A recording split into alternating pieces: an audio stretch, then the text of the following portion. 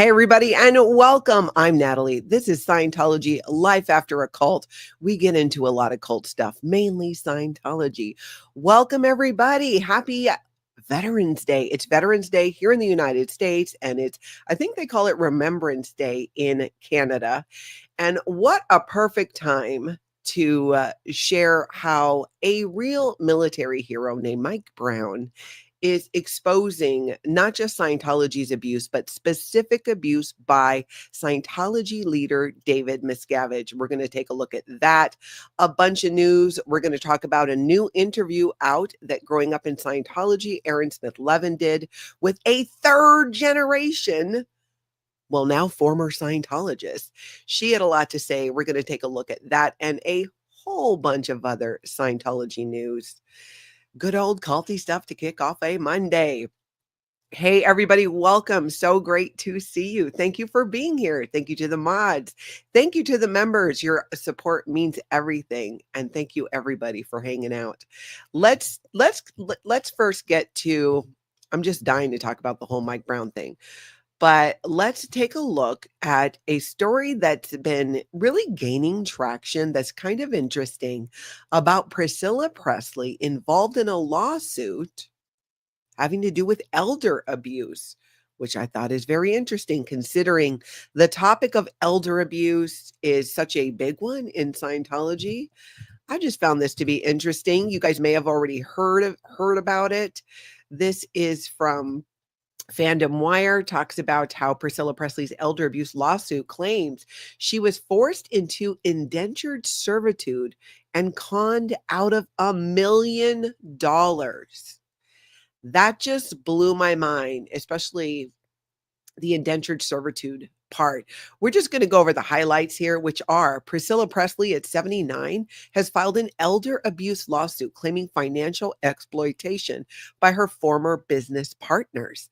Priscilla alleges that Cruise GWS Auctions manipulated her, severing ties with trusted advisors and coerced her into signing documents that harmed her finances.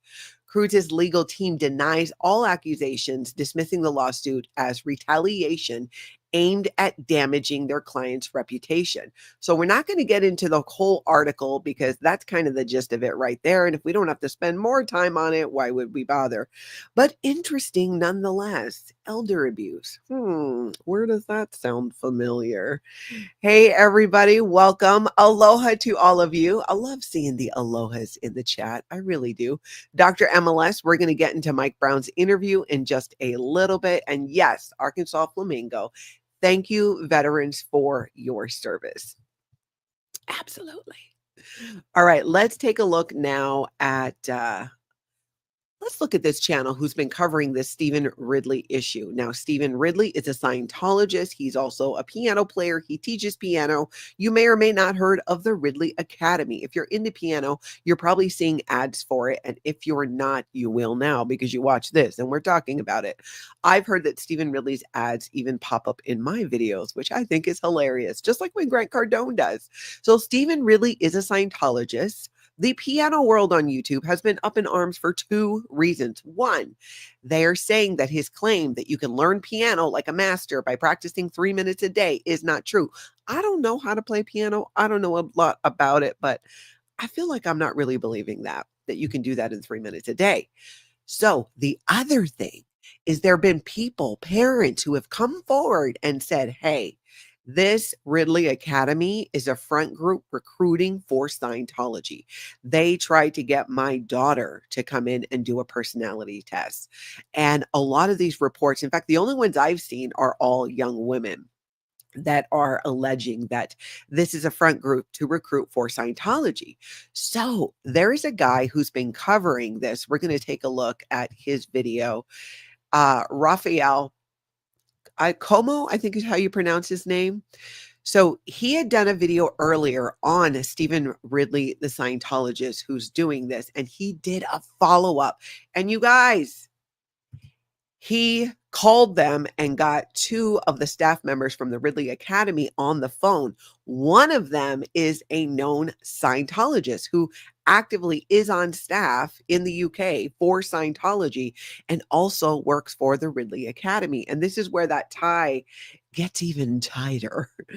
Because if your job is to recruit people for Scientology when you're working for Scientology, and then you're working over here for the Ridley Academy, and there's multiple reports of you recruiting for Scientology, that's very suspect. So let's take a look. And I got two clips here where he speaks to people from the Ridley Academy. Now, this is Cody. Oh, yeah. Hi, Cody. Hey, nice to meet you. Yeah, nice to meet you too. So I just watched the masterclass. Looks super cool. Excellent. Eventually, I asked him this. So what would you say about some of the people online who have alleged that they've gotten emails from the Ridley Academy with links to mental health resources that have led to the Scientology website? I have no idea about that. I love the long pause too. In Scientology, we call that a communication lag. know that Steven himself practices Scientology, and it helped him. And I think what happened on that was, first, let me take a step back. I'm aware of the fact that there's like 6 or 7 really bad reviews of. So he's pretty much saying, trying to keep it to, it's just 6 or 7. It's just 6 or 7. The Ridley Academy. The only issue with the bad reviews is that it's come from people who've never done the academy. I wish one of them said like, "Hey, I did the academy and it wasn't good." You know, it never says that. Obviously, if something's really, really, really, really bad, then I guess it means people need to know. I don't know how someone can imagine. I don't know. A lot of people told me they're really happy. You know, so that's just the first thing. I think it's always important, like the source of it. But yeah, I don't know. It's sort of like someone saying they're Jewish, and then someone ends up being like, "Oh no, I'm not going to do a course if someone's Jewish." Yeah, of course, like you can believe whatever you want. That's fine. But I actually I saw a post on someone who had done the Ridley Academy, or said her daughter had done the Ridley Academy. Actually made a post on Reddit a couple of years ago, and she said that they were getting like emails from Charlie Wackley. You know Charlie, right? And Charlie is a Scientology staff member who also was a very good friend of apostate Alex. They were getting emails from Charlie leading them to Scientology services. And I thought that was kind of strange.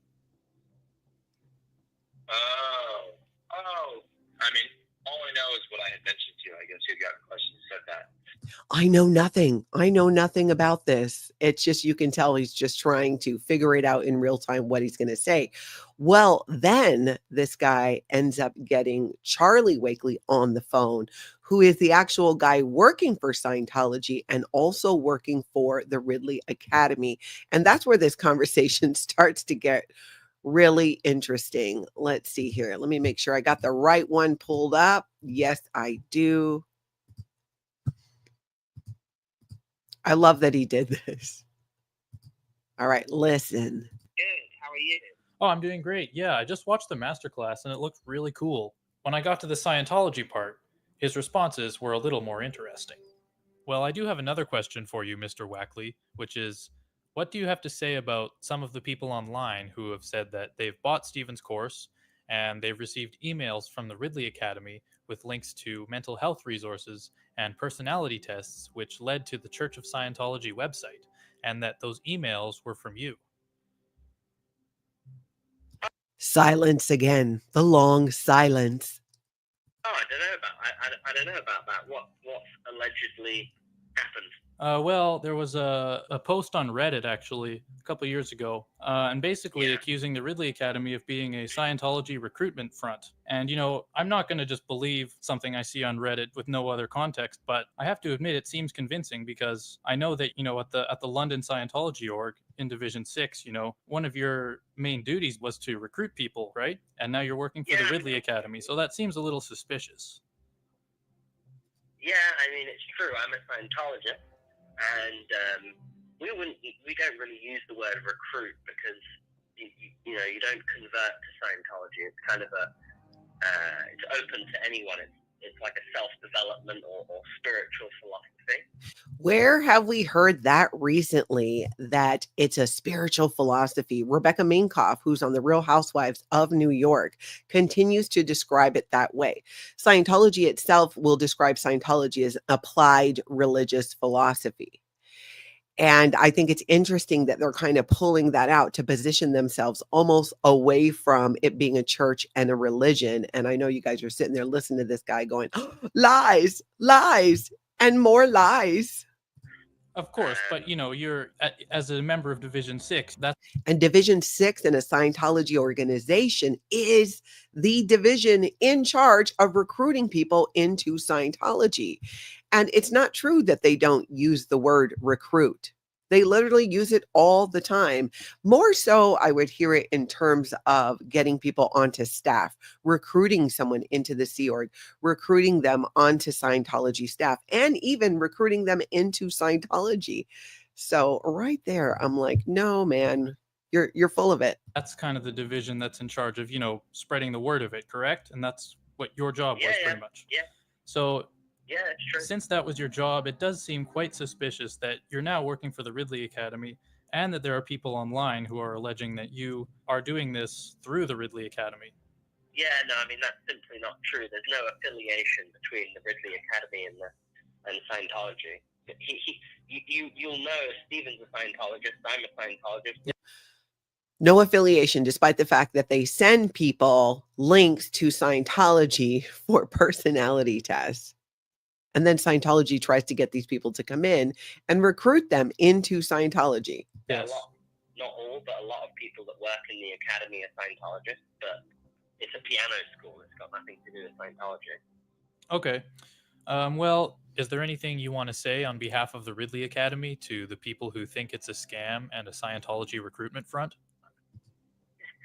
No, I mean, I'm not a spokesperson for the church or for the Ridley Academy. So, I mean, and also I find, even your approach is very dishonest and misleading. You could have just asked to speak to someone at the Ridley Academy, but you decided to pretend to be someone interested, and then so you're accusing us of stuff that you're doing yourself. Always attack, never defend. Well, yes, of course I've been dishonest in order to get this conversation with you, but first of all, I'm admitting it, and secondly, I'm not taking anybody's money or trying to recruit them into Scientology, as some people are accusing you of doing. I'm not taking any of your money or talking to you about Scientology. So yeah, I'm not accusing you of doing that to me. Stuff that you're doing yourself. You're not doing that to me, but the Ridley Academy is taking people's money for a scam piano course. So that is definitely something very wrong that the Ridley Academy is doing. What do you do for a living? Well, I do several different music-related jobs. So basically after that, they get into how he teaches music, but not necessarily as a professional. And so his rates are really reasonable. And basically this guy is just trying to, the Scientologist, that Charlie guy is basically trying to introvert the guy who's asking the questions and turn it back on him that, oh, you're doing exactly what you're accusing us of doing. Because again, never defend, always attack. Well, do you charge money to teach music? I mean, he just starts trying to attack him in that way, which at the end of the day, what does this tell us? That people who are calling it out are spot on, that it is used to recruit people for Scientology. Because let's be honest, if you are a Scientologist in good standing with Scientology, part of your job is to recruit for Scientology. So to say one has nothing to do the other, especially after so many reports from people who did take the course saying, hey, my child almost got wrapped up in Scientology because of this. So I'm glad that this is continuing to be being covered. We also know that Andy over at Guitar Stuff Studio has been covering it. So check him out too if you get a chance. Kellycopter, I wonder if they get commission for people that buy Sciento courses. They do. They do. Anybody a Scientologist sends into a Scientology organization that pays money and starts a service, that person who sent them in does get a commission of what they do and every subsequent service after that. So they do get paid for the people that they send in. So it's not also just about satisfying the money-hungry Scientology cult, but also gives them clout with Scientology. Oh, I sent in 20 people, $200 100 people for personality tests, whatever it is. Those are the kind of things that get you accepted onto Scientology's upper levels on their what? Their bridge to total freedom. That's right. You get accepted onto there by proving to Scientology, please, please let me on the Xenu levels because I did all this to recruit for Scientology. So it's very much part of it. Hey, Ferell, Cheryl, we're about to look at a clip of you and Kelly in a little bit. So this story continues to pan out in terms of this Ridley Academy scam that the piano world is calling out and its connection to Scientology and how it's being used to recruit. So massively nasty, but I'm glad people are calling it out. And if you see a video like that on that or anything Scientology culty related, email me, Natalie at lifeafteroccult.com. Let me know what I'm looking at. Send a timestamp, or if you know how to clip a video, go ahead and do that. If it's an article, just a link. All right, now let's go take a look at a video that Jenna Miscavige did. And this is on Scientology and Harry Potter. And Jenna has a great way of sharing. You know, she has such a passion for cooking and making things just so aesthetic and beautiful. And a lot of times she'll share that while sharing a story from Scientology and what happened during her time in the STEA organization. And in this video, she does that, including sharing how the role that Harry Potter played for her. So it's really interesting. We're just going to look at a clip, but I'm going to link everything down below after this video so you can go check it all out. I was 12, but at this point I was 16, and one day I was taken out of my work and I began to be interrogated by the senior most official on the base. Her name was Ann Rathbun, and she was a big old bee. And so interrogated on the e-meter. And Ann Rathbun, by the way, was married to Marty Rathbun, which many of you have heard about. Where I was started to be asked all sorts of questions about my parents and had I done anything bad? Did I need to confess anything? Was I hiding anything? And as it turns out, it was because my parents had left the Sea Org Scientology and they wanted to send me with them. But I didn't know. I didn't know why I was being taken out of my everyday affairs. And so basically, I was taken off of my job and I was made to clean bathrooms all day. There's this one building in Clearwater called the West Coast Building, and I would go from floor to floor and clean each bathroom. And remember, she's 16 years old.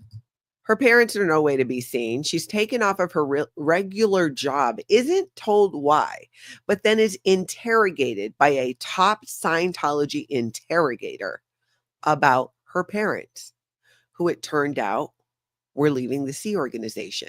So while she's being interrogated, Jenna Miscavige, who's done nothing wrong, is put on manual labor, is humiliated in front of her peers and made to clean bathrooms because that is part of it. When you're being interrogated, you're the scum of the earth. They're finding out what your crimes are.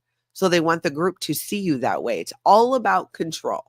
They want to use that person who dares to question or push back as an example with the punishment, some severe punishment that we're going to get into in a little bit that Mike Brown exposed and continues to expose, coming directly from Jenna's uncle, the one, the only David Miscavige.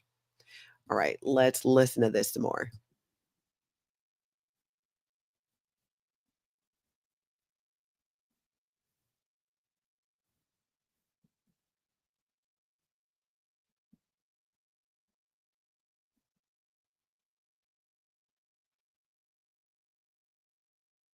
This is a great story. If you guys have not seen this video, you got to go watch it later. I will link it down below, but it really reiterates so much of what we hear with these stories of former members and the abuse that they experience, but also what happens when they push back, when they try to question.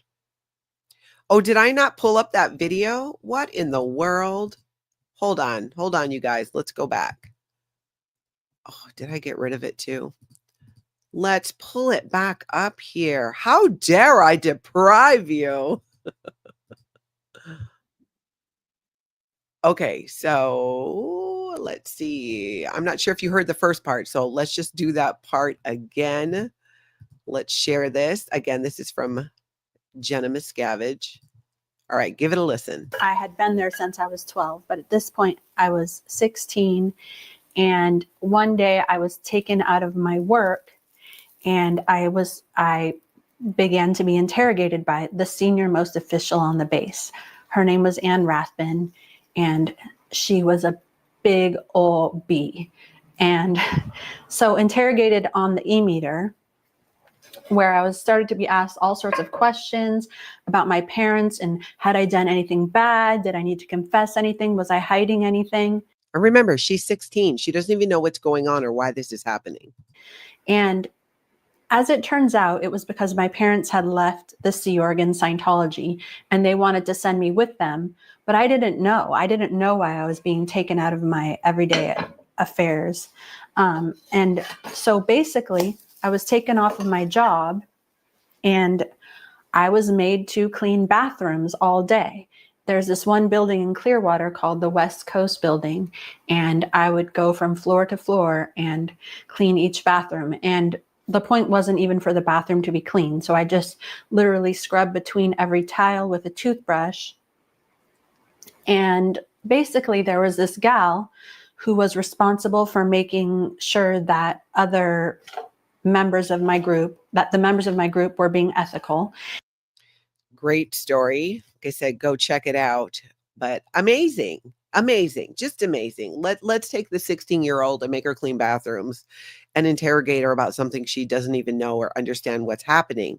And there is a misconception, or sometimes there's been a misconception, that Jenna Miscavige, because her last name is Miscavige, that she was treated so much better than everybody else in the Sea organization. She was not. It was worse for her. She was put through so many interrogations from the young age. I think it was like 12 when they started interrogating her.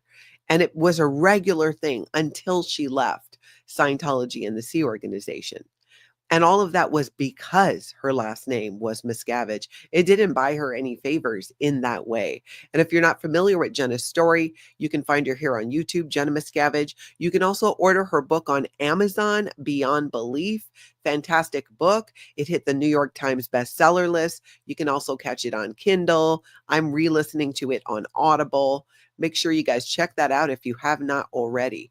Okay, now let's talk about Feral Cheryl. Feral Cheryl was on with Kelly Copter sharing her story, and it is a fascinating story where Feral Cheryl talks about what it was like to be the daughter of a founding member of Scientology. And it's a story that takes so many twists and turns. You guys are going to want to see the whole video. Let's just look at a little clip from this. And then, of course, once you become a Scientologist, it's your responsibility to save the world, and don't focus on anything else because it's a distraction from doing Scientology. So basically, that's what I was. I was just a distraction to him. That's what he wanted my mum, just to keep her busy. He wanted a wife and a family, but he wanted all of us to be in Scientology. My mom also used to tell me that when he came home at 2 a.m, he'd put me out the crib and he would grab my little finger and go around the room and point at things and name them.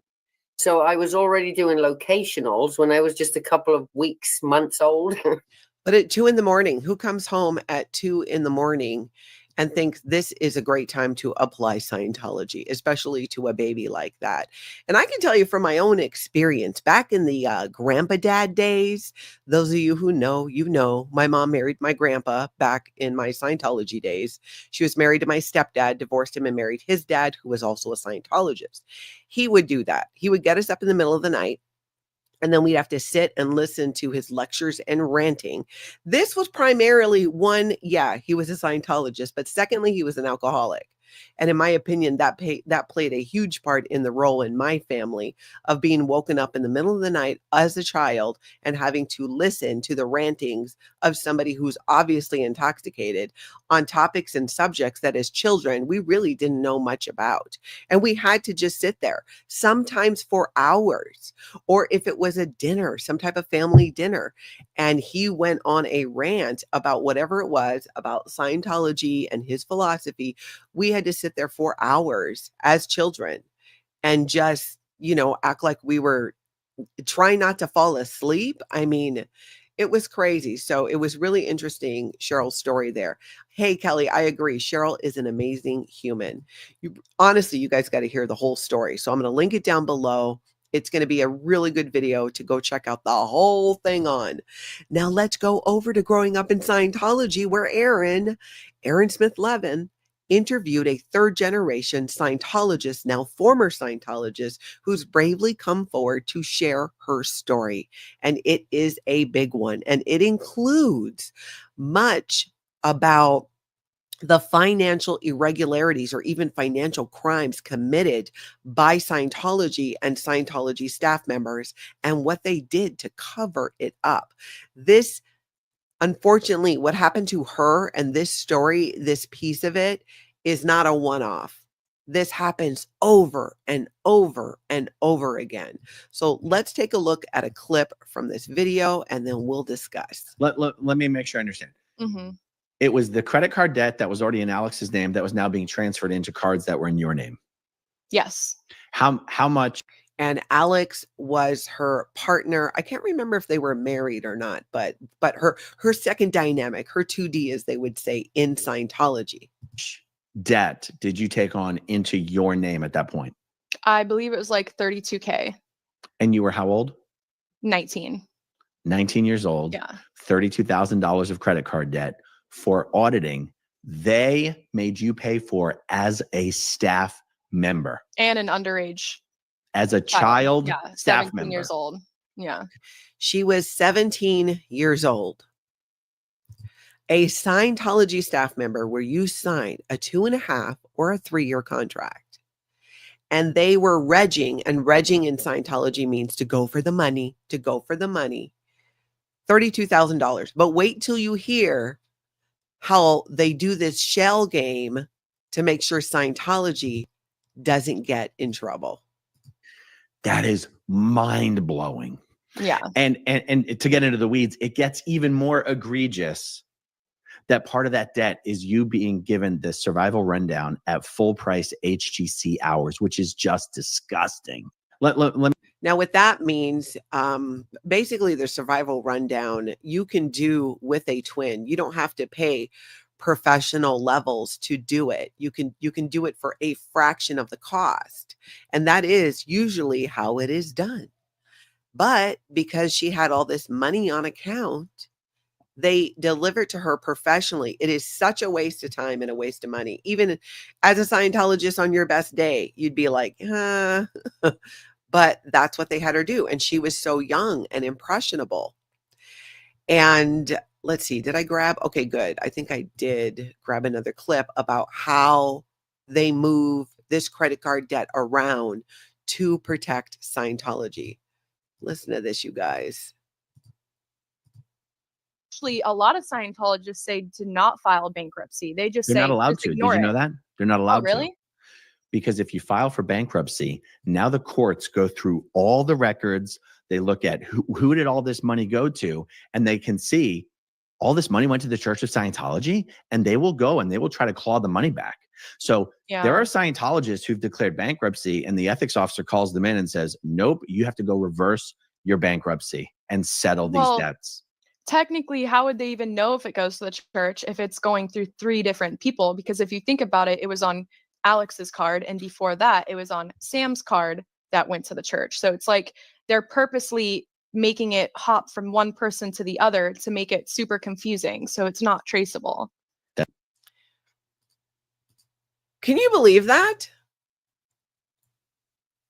And this is not the only instance of this. It has happened so much in Scientology.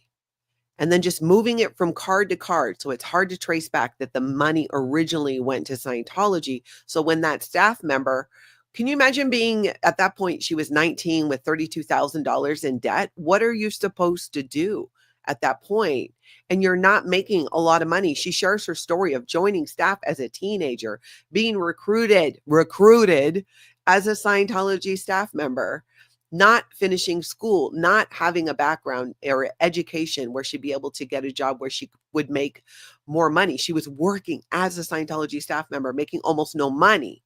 And people in Scientology thought, let's saddle this teenager with $32,000 in debt for stuff that she doesn't even need as a staff member.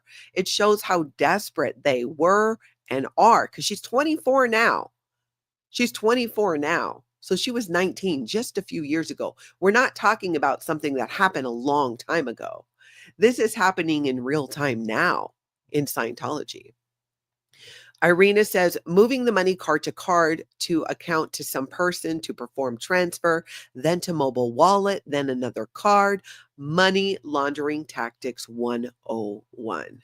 Really good point, Irina. And it is. That's the whole thing. It is. It's completely not within any expectation of normalcy. Imagine this at a church, at a legitimate church or a legitimate nonprofit. You just wouldn't do that. You don't do that. So her story, it's amazing. It's another one. You guys are going to have lots of videos to watch today if you haven't already seen these, because there were a lot of great interviews that happened over the weekend in the world of Scientology. Now let's take a look at something else amazing that happened in Denmark. Scientology up north was doing a quiet protest in remembrance of people who lost their lives because of Scientology. And something happened while she was doing this that shows she was in the right place at the right time. So listen to this. This is Scientology up north. This is Miriam. Hold on a second.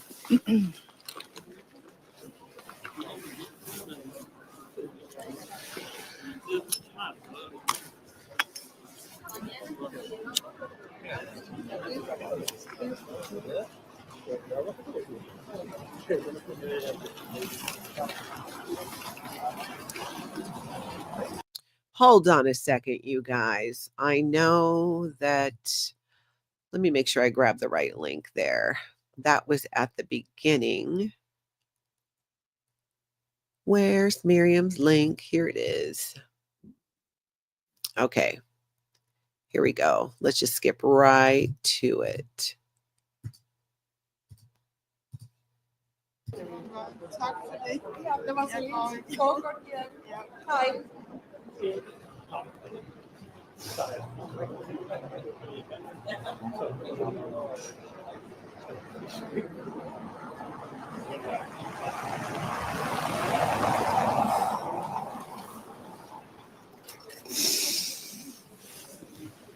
Did you get that? Okay. So there was a reason why I came here. I don't believe in coincidences. There was a lady that was walking back and forth here, looking at her phone, and she was talking on the phone with someone, and she looked a little bit lost, and then she walked away, and then she came back, and I asked if she needed help, and she asked, do you know where Newtor 11 is? And I said, that's right opposite here. So the woman was looking for Scientology. And I told her what it was. I told that all the people that are named on that list have made suicide, many of them because they haven't got the right kind of treatment or they've been abused. She had just gotten an invite on Facebook, and she was going to some kind of seminar where they talk about if you've had an experience from a previous life or something like that. And I said, it's a scam. They are trying to get you in, and they're going to get all the money they can get out of you. And she got really worried, and she said she thought it was so strange that they were calling her on the phone and asking, what does she like to drink? Does she like coffee, or does she like tea, or what does she like? And I said, yeah, that is just exactly what they do. They just want to get their claws on you. So there was a reason why I was here tonight. Yeah. She basically stopped the woman from going in there. Can you imagine if she wasn't there? She would have gone in and she would have been in the clutches of Scientology. But because Miriam was there during her quiet protest, she was there to have the conversation and let the woman know what was up with Scientology. And I think that that is so amazing. And I think she's completely right. There's no such thing as a coincidence, especially like that in that situation. That was so meant to be that she was there. I agree with you guys. Yep. Great intervention, Miriam. Well done. That's so true, Joe. Lisa Kelson says, wow, that's amazing. Rochelle, same thing. That's amazing. She was really in the right place at the right time. And it's amazing. Also going to link that down below so you can watch so much more of the video because it was so heartfelt. You guys got to check it out. Now let's take a little brief look here. We're going to briefly look at something here. This is an article at the Underground Bunker. For Veterans Day, why does Scientology lie about L. Ron Hubbard's supposed war wounds? This, I'm going to link it down below so you can read the whole thing, but it really gets into how Scientology continues to lie about L. Ron Hubbard's questionable war record. As the Bunker reported that year, Clearwater, Florida, Scientology spokesperson Pat Harney put out a press release to mark Scientology's involvement in a Veterans Day event in Clearwater. She claimed that Hubbard, a U.S. Navy lieutenant during World War II, suffered, quote, life-threatening injuries during his service. Now, you guys can read the whole article. I'm not going to read the whole thing, but I think it gets summed up really well here. So it's no wonder that Scientology cannot break away from Hubbard's claims to have sustained war wounds. In its own way, it's a foundation. It's as foundational as the crucifixion and resurrection are to Christianity. This point did not escape Scientology's former principal spokesperson, Tommy Davis, when he was challenged on Hubbard's war record in an interview. So when Tommy Davis was still the spokesperson for Scientology, a reporter challenged him on L. Ron Hubbard's war record and what Scientology claims that L. Ron Hubbard was blind and all these things happened to him and he healed himself with Dianetics. If it was true that Hubbard had not been injured, he admitted, so the spokesperson Tommy Davis admitted, quote, the injuries that he handled by the use of Dianetics procedures were never handled because they were injuries that never existed. Actually, no, Tommy Davis isn't saying this. So, oh no, he is saying this. This is a lot to wrap your head around. And I remember when this happened and this came out, and he pretty much was confirming without knowing it that this was a lie. He says the injuries that he handled by the use of Dianetics procedures were never handled because they were injuries that never existed. Therefore, Dianetics is based on a lie. Therefore, Scientology is based on a lie.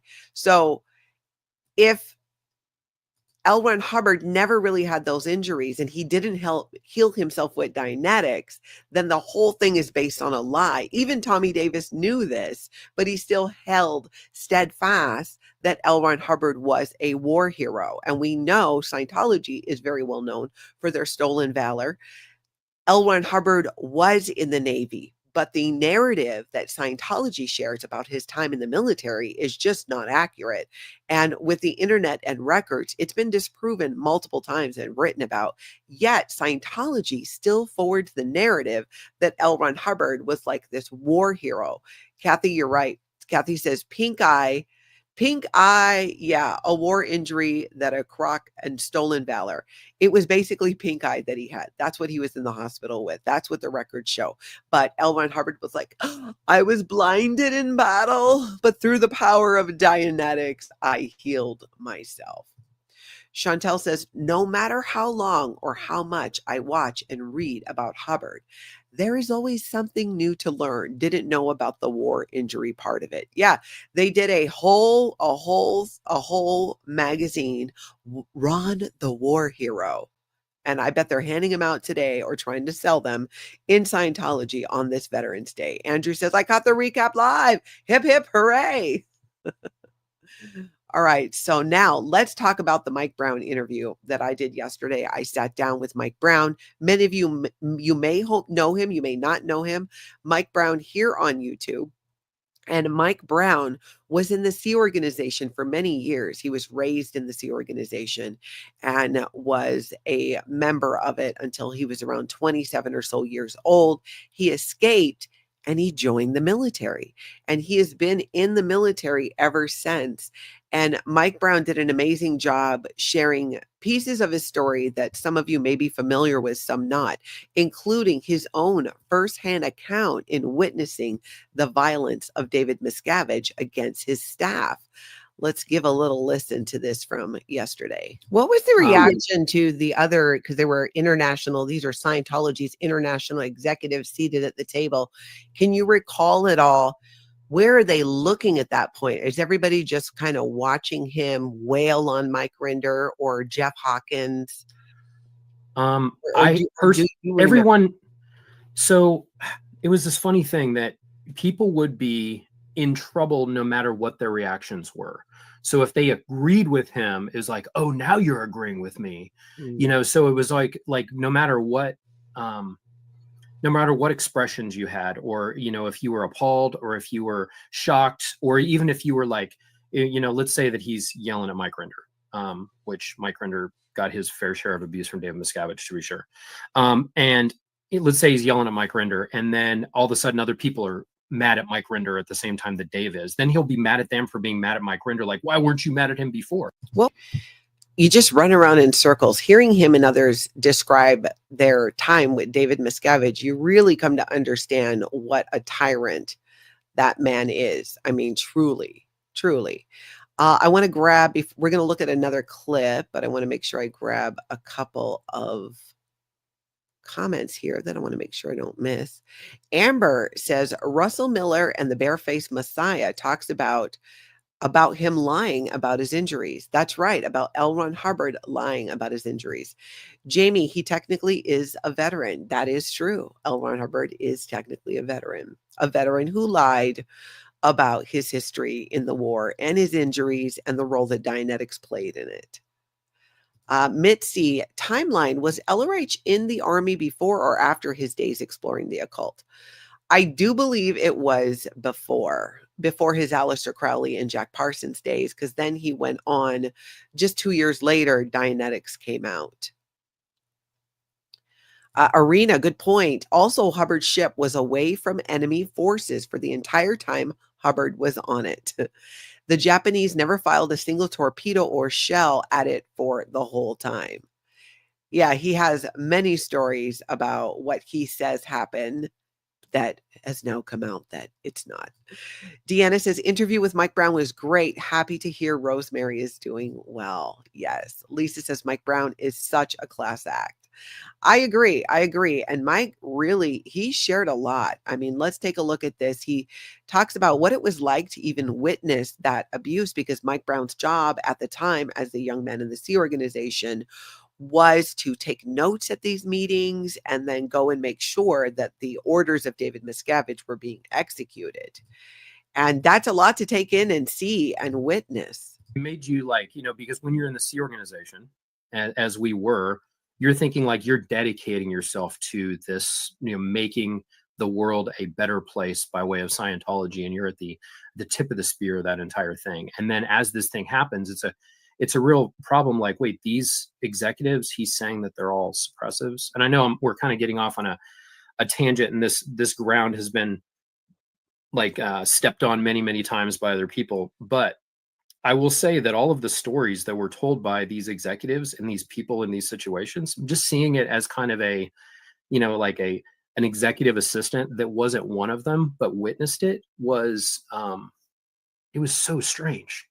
It was like it was like, you know, Scientology loves the book Alice in Wonderland, that we use it in all of the training routines. It's literally like being in like this weird parallel world. That is an amazing way of describing it. And it's so true. And that's often something that's repeated by people who were actually there and in the room when it happened multiple times, when David Miscavige, the leader of Scientology, was violent with his own staff. So many witnesses about it. Now, the other thing that I really enjoyed about my interview with Mike Brown yesterday is he shared with us some of his experiences in the military and even some footage, because Mike is a helicopter pilot and instructor of those Chinook helicopters. And he shared some of that footage with us. And let's take a look at a clip where we were showing that. So what this is actually in Afghanistan.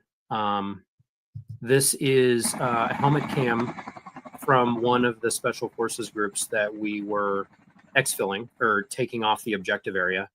And we are coming into land under night vision. A Chinook is a big tandem rotor helicopter, very noisy, very ugly. People like to shoot at us, so we fly primarily at night in order to avoid that happening. And you're going to see about 30 guys stuff into the back of that thing within a couple seconds. So this is us landing, picking them up, you know, and that Chalk 1 is the one that's in the video right now, and it's going to pan over, and then you have Chalk 2 landing right behind. It's going to pick up the rest of those guys. So, wow. So this is an example of taking and reusing the Chinook based off of a mission platform that it wasn't originally designed for, which was air assault operations. And that's then what we would then do is we come in and we land, and all of the planning on how to get in, how to get out. It's so amazing. He shared in the video, which you guys, if you did not see it already from last night, go back and watch the whole video. There's multiple little snippets and videos that I was able to share that came from Mike that really, I think just really shows you, to have that visual like that. It just blew me away that's what he does. And I think it's absolutely amazing. And Mike even shares a story of what happened when he was shot down in Afghanistan. A resupply operation in part of eastern Afghanistan. And there's a lot of documentaries that have been made about this area.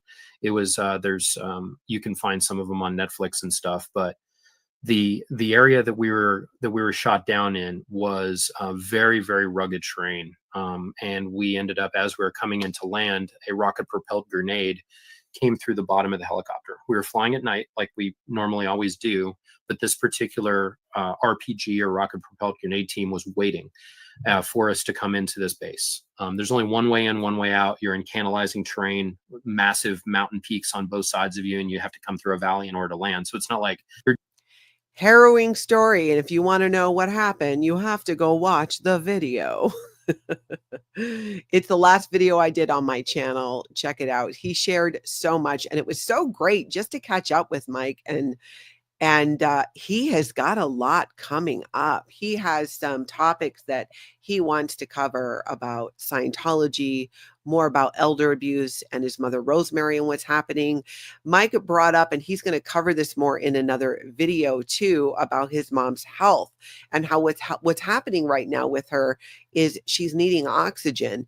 And that's directly related to her time in the Sea Organization, where she was repeatedly exposed to asbestos. There were Sea Organization members at multiple times in the Sea Org who were exposed to and handling asbestos, even the children in the cadet organization. And today, Rosemary's physical issues appear to be a result of that. And Mike Brown mentions in the video, if you or anyone you know was involved with Bridge Publications at a certain time, and that exposure to the asbestos, to reach out to him. So keep an eye on his channel. Go over there and make sure you're subscribed, because he has a lot to share. And I love too that having him on, so many of you were there in the chat cheering him on and letting him know how much we appreciate his service. I think Mike Brown has such an amazing story, because to go from somebody who grew up in the Sea Organization and witnessed what he did at the international base with David Miscavige and abuses, and then to go directly into the military and make a whole career out of it. And his story of overcoming and the similarities and differences between the Sea Organization and the military, I found to be absolutely fascinating.